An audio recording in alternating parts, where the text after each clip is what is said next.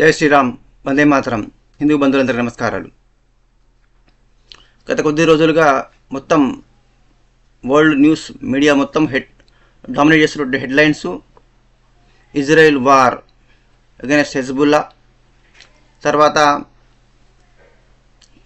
Houthi తీవ్రవాదులను finish చేస్తున్న సమయంలో పట అన్నెసెసరీ అనవసరంగా ఇరాన్ ఇంటర్ఫియర్ అయింది. అది 200 మిసైల్స్ పైగా పంపించింది ఇదే సమయంలో ఇజ్రాయెల్ మీద అటాక్ చేయడానికి. వాటిని ఇంటర్సెప్ట్ చేసి వాటిని మధ్యలో డ్యామేజ్ చేస్తున్నప్పటికీ కూడా అన్ని 100 మిసైల్స్ పంపించినప్పుడు కొంత డ్యామేజ్ అవ్వడం సహజము. అయితే ఏంటంటే వాళ్ళకు సిరియా లోపల రష్యన్ నావల్ బేస్ ఉన్నది. చాలామంది కొంతమంది చూసి ఉంటారు, కొంతమంది మిస్ అయి ఉంటారు.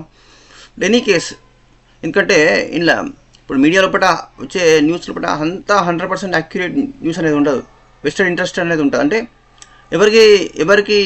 ఎవరు సైడ్ తీసుకుంటారో వాళ్ళకి సంబంధించిన న్యూస్ను హైలైట్ చేస్తుంటారు. కొంత ఫాల్స్ న్యూస్ను కల్పిస్తుంటారు. కొంత మసిపూసి మారేడుకాయలు చేసే వాళ్ళు మీడియా లోపల ఉంటారనే సంగతి మీకు తెలుసు. ప్రపంచంలో ఏ దేశంలో అయినా కూడా ప్రపంచవ్యాప్తంగా కూడా హెడ్లైన్స్ను నెరేటివ్ని బిల్డప్ చేసేది ఈ ప్రపగండా మీడియా అనమాట, అమ్ముడుపోయినటువంటి మీడియా అనమాట. కాబట్టి మనం ఒక్క న్యూస్ మీడియా మీద, ఒక్క న్యూస్ గ్రూప్ మీద, ఒక్క ఛానల్లో, ఒక పేపర్ను, ఒక సంస్థను నమ్ముకొని మనము కంక్లూజన్కి రాలేము. We have to take sources. News మనం వేరే సోర్సెస్ నుంచి మనం తీసుకొని దాన్ని కన్ఫర్మ్ చేసుకోవాలి. అప్పుడే మనకు కరెక్ట్ న్యూస్ తెలుస్తూ ఉంటుంది. So in any case, Russian naval base సిరియాలో ఉంది. దాన్ని కంప్లీట్ డిస్ట్రాయ్ చేయడం జరిగింది ఇజ్రాయెల్. అయితే ఈ మధ్యలో ఈ యుఎస్ గవర్నమెంట్, మీకు తెలుసు, జో బైడెన్ గవర్నమెంట్ ఏంటంటే రష్యా దీనిలో దూకాలే, ఇరాన్కి మద్దతుగా రష్యా కూడా దీనిలో ఇన్వాల్వ్ యుద్ధం అయ్యేది ఉంటే, దీనిలో జాయిన్ అయ్యేది ఉంటే ఇజ్రాయెల్కి ఎట్లాగో డైరెక్ట్ సపోర్ట్గా G7 కంట్రీస్ ఉంటాయి. ఆల్రెడీ G7 కంట్రీస్ నేను అమెరికా లోపల మీటింగ్ పెట్టుకున్నారు. జో బైడెన్ యునానిమస్గా వాళ్ళు ఏకగ్రీవంగా తీర్మానం చేసినారు, మేము మాకు సంపూర్ణ మద్దతు ఇజ్రాయెల్కి ఉంటుంది అని చెప్పేసి. వాళ్ళు ఆల్రెడీ వాళ్ళ అవసరమైనటువంటి లాజిస్టిక్ సపోర్టు, ఎమ్యునిషన్ కానీ, వార్షిప్స్ కానీ, జెట్ ప్లేన్స్ కానీ ఏం అవసరం ఉంటే అవి ఇవ్వడానికి సిద్ధంగా ఉన్నాయి. అమెరికన్ ఆర్మీ, ఎయిర్ ఫోర్స్ కూడా సిద్ధంగా ఉంది. వాళ్ళు ఎప్పుడు ఏది అవసరం ఉన్నా కూడా దానికి రెడీగా ఉన్నామని అమెరికా ప్రకటించింది, జో బైడెన్ గవర్నమెంట్.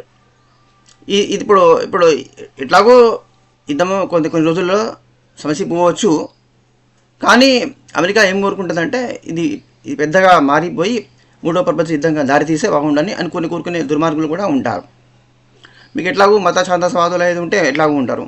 ఇప్పుడు మొన్న లెబనాన్ లోపల వాళ్ళు అనవసరంగా హెజ్బుల్లా ఇజ్రాయెల్ని గెలికితే పోయి ఇజ్రాయెల్ అమాయకులను, స్త్రీలను, పిల్లలను, పౌరులను పోయి చంపేస్తా అంటే ఊరుకోవాలా? వాళ్ళకు తమ జీవించే హక్కు లేదా? ప్రతి మనిషికి, ప్రతి దేశానికి కూడా జీవించే హక్కు ఉన్నది. ఈ భూమి మీద అందరికీ జీవించే హక్కు ఉన్నది అని గుర్తించని రాస్కెల్స్కి వల్లనే కదా ఈ ప్రపంచానికి రక్తపాతం జరుగుతున్నది. ప్రపంచ చరిత్ర రక్తసిక్తమైంది ఎవరి వల్ల? వేరే తోటి వాళ్ళ యొక్క హక్కులను కూడా గుర్తించని దుర్మార్గుల వల్లనే ప్రపంచంలో కూడా మానవ హననం జరుగుతుంది. ఈ చరిత్ర రక్తసిక్తం అవడానికి కారణము దుర్మార్గులు. వేరే అందరికీ సమాన హక్కులు ఉన్నాయి ప్రపంచంలో ఈ భూమి మీద అని గుర్తించని రాస్కెల్స్ ఆ యొక్క థియరీ ఏమున్నదో అది ఈ ప్రపంచ వినాశనానికి దారి కారణం. వాళ్ళు అసలైన దుర్మార్గులు. అయితే హెజ్బుల్లాను డిస్ట్రాయ్ చేసింది ఇజ్రాయెల్. తనను తాను రక్షించుకోవద్దా? ఒక్కటే ఆలోచిద్దామండి. యూత్ దేశం ప్రపంచంలో ఒకటే మిగిలింది ఇజ్రాయెల్. జనాభా 85 నుంచి 90 లక్షల జనాభా. 90 లక్షల జనాభాతో ఒక చిన్న దేశము. వాళ్ళు బతకద్దా ఈ ప్రపంచంలో పాట? వాళ్ళకు జీవించే హక్కు లేదా? చుట్టూ 56 దేశాలు ఉన్నాయి శాంతి మత పోలే. వాళ్ళు ఎప్పుడూ దీన్ని మొత్తం ఖతం చేయాలని చూస్తూ ఉంటారు. వాళ్ళకట శత్రువాట, వాళ్ళకట మొదటి శత్రువాట. వాళ్ళకి మొత్తం ఖతం చేసినాక మిగతా అందరి నాన్ బిలీవర్స్ను, కాఫీలు అందరినీ ఖతం చేసి ప్రపంచం మొత్తాన్ని వాళ్ళ రాజ్యం స్థాపించాలి అని ఆశయం పెట్టుకున్నారు. ఇది వీళ్ళు దుర్మార్గులా? లేకపోతే మా బతుకు మమ్మల్ని బతకనియండి, మీ బతుకు మీరు బతకండి, మేము మీ జోలికి రాము, మీరు మా జోలికి రాకండి, మేము ఎప్పటికీ మా బతుకు మేము బతుకుతాం, మీ జోలికి రామా అనేటోళ్ళు తప్ప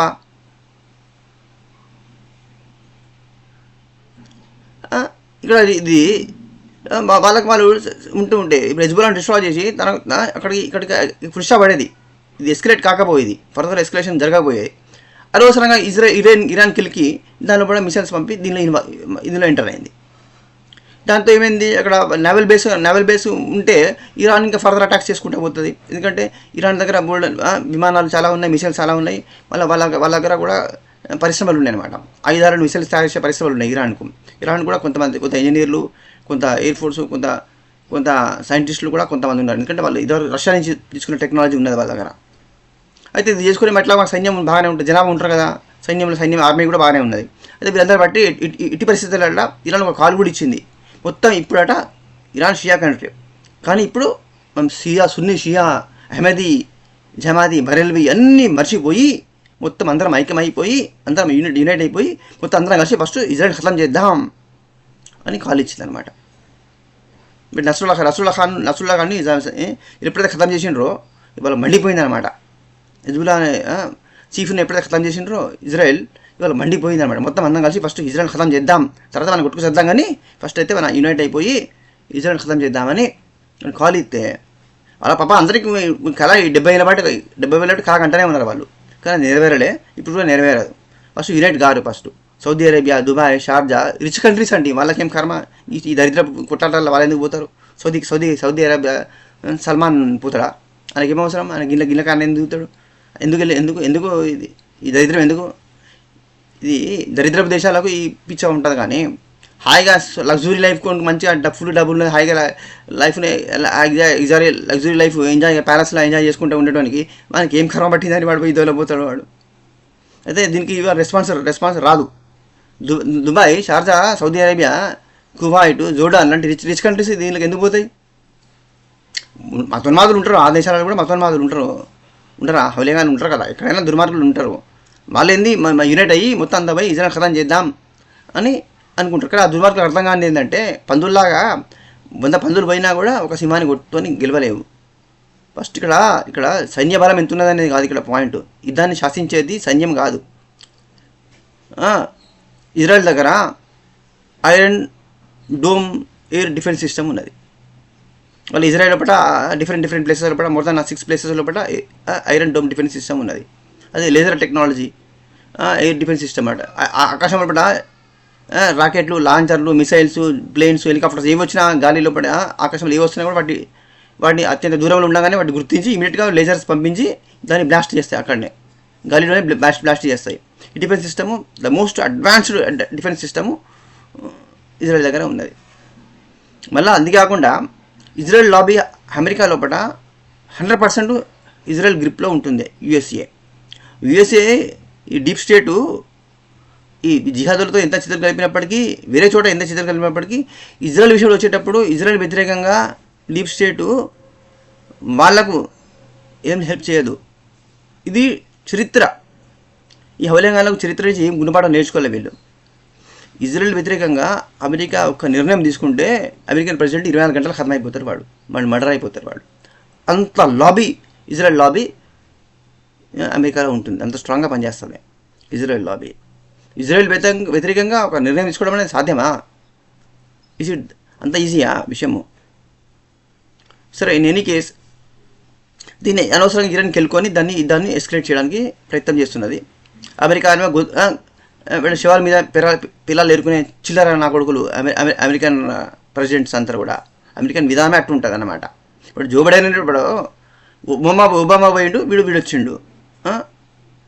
కానీ ఒబామా యొక్క ఇప్పుడు సవలే, కానీ సవక ముందుకే వాడు దయ్యంలాగా వీని పట్టుకున్నాడు అనమాట. వీని ఆహ్వానం చేసిండు, వీని ఆహ్వానించి జో బైడెన్ రూపంలో కూడా ఒబామా గాడే పనిచేస్తాడు. వాడు ఒక మతోన్మాద అన్నట్టు. వాడు యాక్చువల్గా వాడు పైకి క్రిస్టియన్ మతం తీసుకున్నా, నేను పుట్టుకతో క్రిస్టియన్నే, నా పిల్ల మిచెలి కూడా క్రిస్టియనే అని వాడు చెప్పిండు వాడు ఎలక్షన్స్ కన్నా ముందే. కానీ వాడి తాత అనేది ఉంటే ఎక్కడి నుంచి వచ్చిండు? ఆ శాంతి మతం పడే కదా. అంటే వాళ్ళ లోపల అదే ఉన్నది, లోపల అదే ఉన్నది అనమాట. అంటే ఇటుబడి ప్రపంచాన్ని మొత్తానికి మా శాంతి మత రాజ్యస్థాపన చేయాలనేది లోపల ఉన్నది అని వాడు అందంటే ఆ కాన్సెప్ట్తోనే వాడు పనిచేసిండు. వాడు ప్రెసిడెంట్గా ఉన్న రోజులు కూడా ఇండియాతో తీయగా మాట్లాడేవాడు, ఇండియాకి వచ్చిండు, ఇండియాతో మంచిగా చక్కగా మాట్లాడిండు, మోడీతోని మీట్ అయ్యిండు, అన్నీ చేసిండు. మళ్ళీ వాడు పాకిస్తాన్కు ఇంత సపోర్ట్ చేయాలి, ఇంత సపోర్ట్ ఇచ్చుకుంటూనే పోయిండు. వాడు మొత్తం కంప్లీట్ ఫ్రీ హ్యాండ్ ఇచ్చిండు. వైట్ హౌస్లో మొత్తంలో వాళ్ళ లాబీని పెట్టిండు, జిహాద్ వాళ్ళ లాబీనే పెట్టిండు.